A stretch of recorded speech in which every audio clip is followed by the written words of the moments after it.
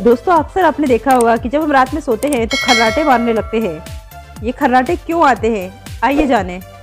जब रात में व्यक्ति सोता है तो नाक में से अपेक्षाकृत तेजी से आवाज आने लगती है, जिसे हम खर्राटे कहते हैं।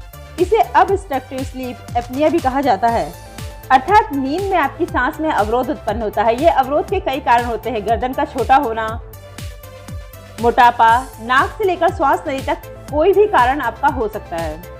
जब बार बार ये आपकी श्वास नली में अवरोध उत्पन्न करने लगे जिससे आपकी नींद पूरी ना हो तो ये एक गंभीर बीमारी का रूप ले लेती है। साथ ही आपके मस्तिष्क और हृदय में बुरा असर डालती है। इस अवस्था में नींद पूरी नहीं होती है और व्यक्ति को दिन भर थकान महसूस होती है। आई होप फ्रेंड्स आप समझ गए होंगे खर्राटे क्यों आते हैं। लाइक और सब्सक्राइब कर कमेंट करें।